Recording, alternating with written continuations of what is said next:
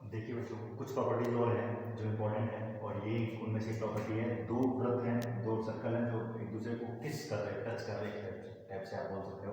ठीक है, तो टच कर रहे हो, स्पर्श करते हुए जा रहे हैं और एक उन पे मैंने कॉमन टेंजेंट खींची है। कॉमन टेंजेंट खींची है मैंने, स्पर्श रेखा खींची है जो दोनों को टच कर रही है, इसको पी पॉइंट पर, इसको क्यू पॉइंट पर। तो ये टेंजेंट से मैंने अगर एक इन दोनों के सरकमफ्रेंस पे कोई एंगल बनाया तो वो एंगल, रिजल्ट क्या है वो इंपॉर्टेंट है। ये जो बनने वाला एंगल है, ये एंगल आपका 90 डिग्री होगा, 90 डिग्री का होगा। मतलब angle P R Q is equals to 90 degree. Angle P R Q is equals to 90 degree. ये एंगल मैंने क्या बोला, एक दो सर्कल पे कॉमन टेंजेंट है, वो दोनों जहां पे टच कर रही है वहां से मैंने एक एंगल बनाया दोनों के सरकमफ्रेंस पे। तो ये जो एंगल बनेगा वो 90 डिग्री का होने वाला है। यस और नो। और इसका भी आप प्रूफ देख सकते हो, बहुत आसानी से प्रूफ हो जाएगा इसका भी। अगर मैंने यहाँ पे पॉइंट ले लिया, यहाँ से एक टेंजेंट और खींच देता हूँ, मान लो मैं ये टेंजेंट है, ये भी टेंजेंट है ना, जो इसको टच करते हुए जा रही है यहाँ से होगा ना, ये दोनों भी टेंजेंट है। तो ये मान लो ये पॉइंट ले लिया मैंने आपका क्यू पॉइंट ले लिया, अच्छा क्यू तो है ही, आर पॉइंट ले लिया, एस हो गया, मान लो एस पॉइंट ले लेता हूँ, एस ले लेता हूँ। अब मुझे एक बात बताओ, पी एस एक टेंजेंट है इसी सर्कल पे और एस आर एक टेंजेंट है इसी सर्कल पे, तो एस पी और एस आर बराबर होगा। क्यों एस पी और एस आर बराबर होगा? हमने क्या प्रॉपर्टी पढ़ी है, एक कोई भी एक्सटर्नल पॉइंट से, बाहर के कोई भी पॉइंट से एक ही सर्कल पे, एक ही वृत्त पे डाली गई दो स्पर्श रेखाएं, डाली गई दो स्पर्श रेखा टेंजेंट की लंबाई हमेशा आपस में बराबर होती है। तो एस पी किसके बराबर होगा? आपके एस आर के बराबर होगा, एस आर के बराबर होगा। ऐसे इस वाले वृत्त में एस आर और एस क्यू बराबर होगा, क्योंकि एस आर भी टेंजेंट है और एस क्यू भी टेंजेंट है, हाँ या ना? तो एस आर किसके बराबर होगा? एस क्यू के बराबर होगा। यस और वही पॉइंट, एक्सटर्नल पॉइंट से खींची गई दो टेंजेंट्स इक्वल होती है लेंथ में। तो इसका मतलब एस पी, एस आर और एस क्यू आपस में बराबर हो गए, हाँ या ना? आपस में बराबर हो गए। और अगर ऐसा हो गया, ये वाली लेंथ, ये वाली लेंथ और ये वाली लेंथ आपस में इक्वल, मतलब, और आप इसको ये भी तो कह सकते हो कि P S plus S Q क्या बनेगा? पी क्यू बनेगा। तो पी क्यू का आधा एस आर होगा, पी क्यू का आधा एस आर होगा, हाँ या ना? क्योंकि अगर ये लेंथ x है तो ये भी x है, ये भी x है, तो x प्लस x कितना हो गया? 2x। तो ये टोटल 2x पी क्यू और ये x, तो ये क्या पी क्यू का आधा नहीं हो गया? और ये कब होता है? ये वाला और ये वाला और ये वाला, मतलब मेन मुद्दे वाली बात है, जब ये तीनों इक्वल होते हैं तो निश्चित रूप से ये एंगल, ये केस ही किस में होता है? ये राइट एंगल ट्रायंगल में, समकोण त्रिभुज में ये पॉसिबल है कि ये वाली चीज, ये वाली चीज और ये वाली चीज बराबर हो। क्योंकि देखो यहाँ से मैं एक सर्कल बनाऊंगा ना, तो इसको टच करते हुए जाएगा, ये इस तरीके से एक वो बात होगी आपको, अगर आपको याद आ रहा हो तो, कि एक डायमीटर को बेस मान के सर्कमफ्रेंस पे जो एंगल बनता है वो 90 डिग्री का होता है। ठीक है, क्योंकि ये वाली जो कंडीशन बनती है वो बनती किसमें है? राइट एंगल ट्रायंगल में बनती है, राइट एंगल ट्रायंगल में बनती है। खैर वो बात इंपॉर्टेंट नहीं है। इंपॉर्टेंट बात क्या है? इंपॉर्टेंट तो है, इंपॉर्टेंट बात क्या है कि एक टेंजेंट जो एंगल बनाएगी सर्कमफ्रेंस पे, दो सर्कल को टच करते हुए जा रही है, वो एंगल हमेशा कितना डिग्री का होगा? 90 डिग्री का होगा। डायरेक्ट रिजल्ट पे क्वेश्चन आता है इसमें। आइए नेक्स्ट प्रॉपर्टी पे चलते हैं। क्लियर हो गया ना? चलते हैं। अब देखिए बच्चों, ये भी एक इंपॉर्टेंट रिजल्ट है, बहुत इंपॉर्टेंट है। कई बार इसमें सवाल, कई एग्जाम्स में एसएससी वगैरह, एसएससी का तो फेवरेट क्वेश्चन रहता रहा और एकदम ये है ना, और बाकी एग्जाम्स में पूछ चुका है, तो इस पर बेस्ड क्वेश्चन और बनता है। एक तो हमने देखा कि एक कॉमन टेंजेंट जो खींचते हैं वो अगर दोनों टच करते हैं तो एंगल 90 डिग्री वाले कंसेप्ट हमने देखा। उसके अलावा इसी में देखिए क्या, ये पहले है डायरेक्ट कॉमन टेंजेंट, हिंदी में कहते हैं इसे अनुस्पर्श वेनिस्ट स्पर्श रेखा। ठीक है, क्या है मतलब एक कॉमन टेंजेंट, कॉमन टेंजेंट मतलब एक ही टेंजेंट जो दोनों को टच करते हुए जा रही है, एक ही टेंजेंट है। इसकी लेंथ का फॉर्मूला, डायरेक्ट फॉर्मूला याद रखना आपको, बनता है उसका भी एक तरीका होता है। यहाँ पर एक खींच लेते हैं लाइन, इंपॉर्टेंट नहीं, बिल्कुल इंपॉर्टेंट नहीं। क्या इंपॉर्टेंट है? रिजल्ट इंपॉर्टेंट है।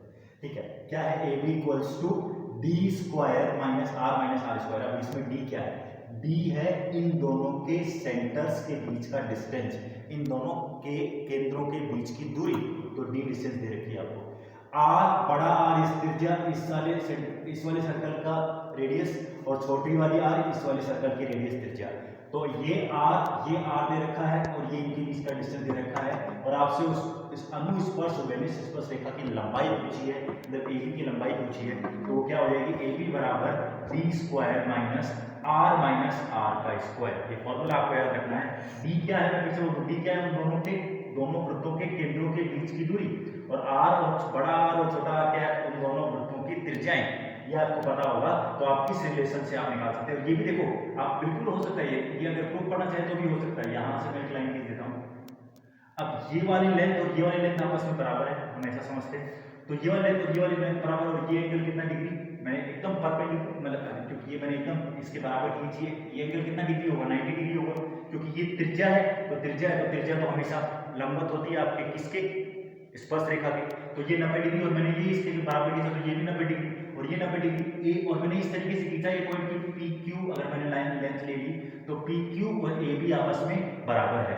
तो अब आप रिलेशन बनाइए, क्या इस पॉइंट का नाम दे दीजिए आप, जैसे ओ दे दीजिए मान लो, तो ओ दे दूं तो पी ओ क्यू एक राइट एंगल ट्राइंगल बन गया, और पी ओ क्यू का स्क्वायर बराबर O P square plus P Q square, और पी क्यू की जगह क्या लिख सकता हूं मैं, ए भी लिखूंगा। और ये वाली लेंथ कितनी होगी भाई, ये अगर ये वाली लेंथ और ये वाली लेंथ बराबर है तो ये वाली लेंथ और ये वाली लेंथ भी बराबर होगी आपस में। तो ये आर है तो ये वाली छोटी आर, तो ये वाली कितनी बच जाएगी, आर माइनस आर बच जाएगी, और ये आर माइनस आर, और ये वाली लेंथ किसके बराबर है, इसके बराबर है। अब आप ये फॉर्मूला बनाएंगे, ए बी आर क्यू का स्क्वायर इक्वल्स टू ये आप पी क्यू का square equals to P O square plus O Q square, O Q का square equals to O P square plus P Q square. तो आपका यही result आएगा। खैर मैं फिर से बोला इंपॉर्टेंट नहीं, इंपॉर्टेंट आपको ये याद रखना है कि क्या फॉर्मूला बन रहा है, A B equals to D square minus R का होल स्क्वायर। हाँ या ना। अब यही दोनों सर्कल अगर टच करने लग जाए, तो सुनना है, टच करने लग जाए, तो टच करने लग जाएंगे तो मुझे एक बात बताओ, इन दोनों के केंद्रों के बीच की दूरी तो क्या रह जाएगी, ये वाली आर प्लस ये वाली आर। ये क्योंकि अब दोनों के केंद्रों के बीच की दूरी पहले अलग अलग क्यों थी, क्योंकि बीच में ये वाला डिस्टेंस भी तो था ना। अब इस केस में तो कोई डिस्टेंस तो बचा नहीं है, तो इनके बीच के केंद्रों की दूरी किसके बराबर होगी, उनकी त्रिज्याओं के योग के बराबर, इनकी त्रिज्याओं के योग के बराबर। तो डी की जगह लिख दूंगा मैं।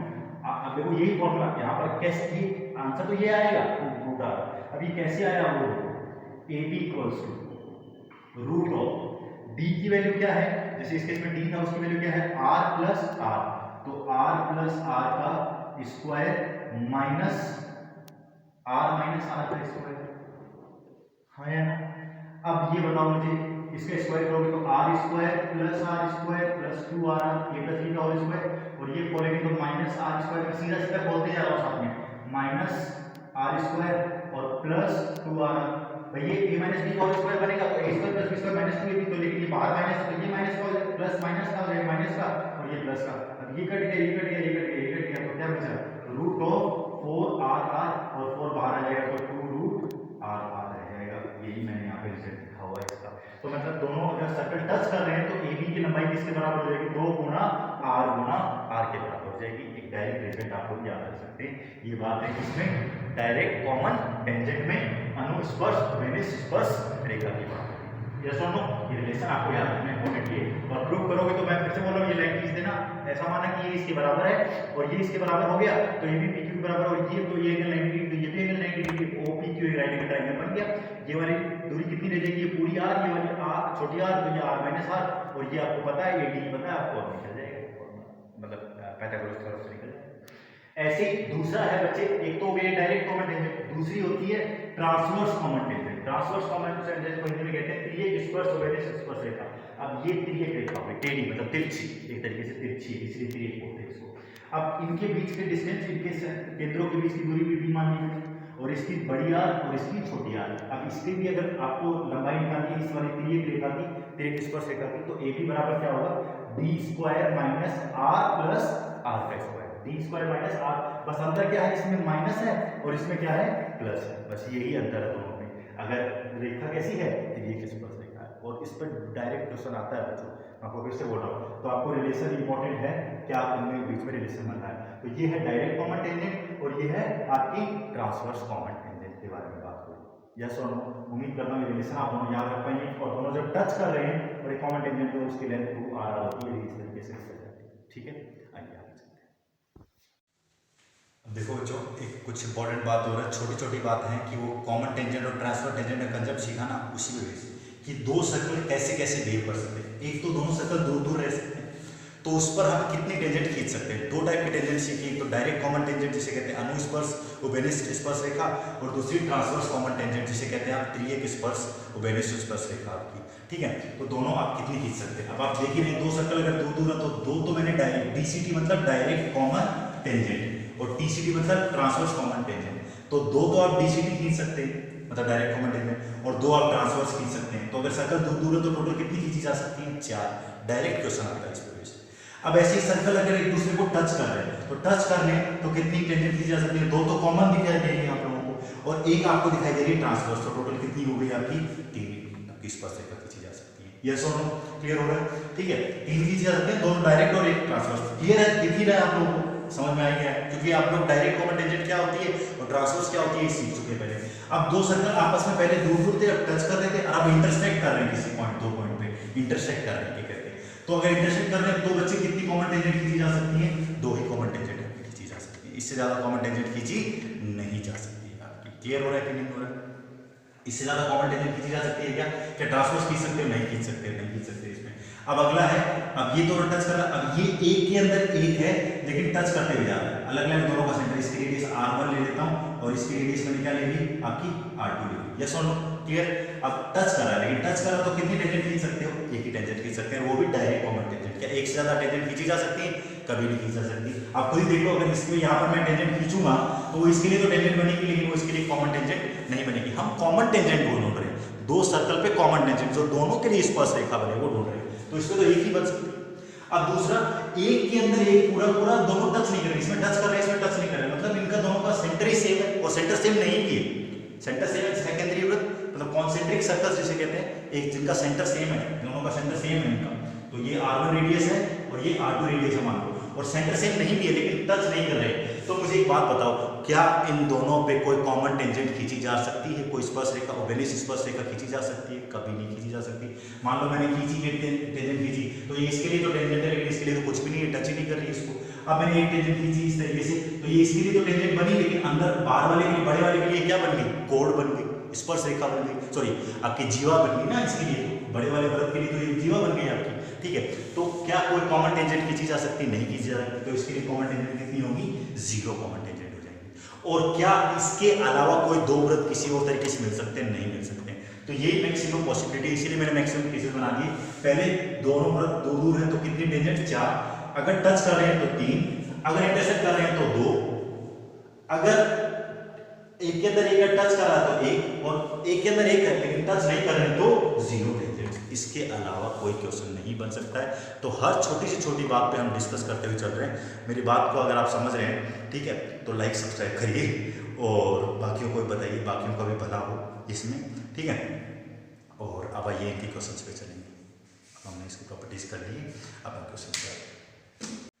देखो बच्चों, हम एकदम लास्ट में आ गए प्रॉपर्टीज के। कुछ प्रॉपर्टीज और हैं, 2 इंपॉर्टेंट प्रॉपर्टीज हैं, तो वो डिस्कस कर लेते हैं कि जब एक सर्कल को सर्कमस्क्राइब करता है एक आपका क्वाड्रेटर, मतलब एक वृत्त किसके अंदर है, एक चतुर्भुज के अंदर है, तो एक रिलेशन तो ये होता है SR plus PQ, SR plus PQ equals to RQ plus SP। ये रिलेशन होता है, कोई 3 साइड देगा, इसमें से चौथी पूछ लेगा, बड़ा इंपॉर्टेंट है क्या, SR plus PQ equals to RQ plus PS, मतलब ये प्लस ये इक्वल्स टू ये प्लस ये आपका रिलेशन बनता है। इंपॉर्टेंट रिलेशन है, तो आपके पास आपको दिमाग में रहना चाहिए, ये वाला रिलेशन इस तरीके से बनता है, हाँ या ना, ठीक है। दूसरी चीज, अगर सर्कमस्क्राइब कर रहा है एक सर्कल को, एक क्वाड्रेटर मतलब घेर रहा है पूरा पूरा चतुर्भुज को, चतुर्भुज घेर रहा है सर्कल को, तो एक और क्या बनता है, ये जो विपरीत भुजाएं होती हैं वो केंद्र पे, ये केंद्र है मान लो, है ना, ये जो कोण बनेगा ये इन दोनों का योग हमेशा 180 डिग्री होगा। कितना डिग्री होगा, जैसे SOP प्लस ROQ हमेशा ROQ is equals to 180 degree, और ऐसे ही SOR कोण प्लस POQ इसका भी योग कितना होगा, 180 डिग्री होगा। इसका प्लस इसका 180, इसका प्लस इसका 180 डिग्री का योग होगा आपका। हमेशा दो विपरीत भुजाएं हमेशा केंद्र पे जो कोण बनाएंगी उसका योग 180 डिग्री होगा। Opposite sides of a quadrilateral circumscribing a circle makes a total angle of 180 degree, अंग्रेजी। ठीक है, दो विपरीत भुजाएं आपका जो कोण बनाएंगी इनका योग हमेशा कितना होगा, 180 डिग्री होगा। ठीक है, 180 डिग्री होगा। और दूसरी चीज हमने क्या देखा कि ये सर्कमस्क्राइब करा तो इनका सम प्लस इनका सम आपका आपस में इक्वल होता है। ये और बात थी बच्चों। तो इसमें मैंने हर वो प्रॉपर्टी बताने की कोशिश करी है जिससे आपका एग्जाम में क्वेश्चंस हो पाएंगे और हम क्वेश्चंस करेंगे उनमें बहुत हेल्प मिलेगी। और भी कोई छोटी छोटी बात होगी वो हम करते चलेंगे।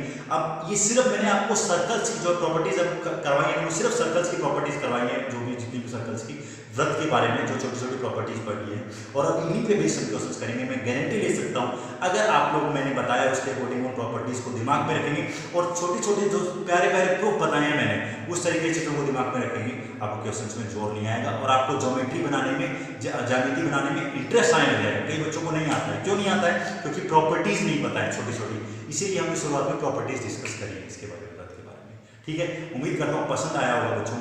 ठीक है, और अगर पसंद आया तो मुझे बताते रहिए, कैसे मुझे पता लगेगा कि आप लोगों को पसंद आ रहा है कि नहीं आ रहा। ठीक है, तो अब मिलते हैं अगली क्लास में क्वेश्चंस के साथ।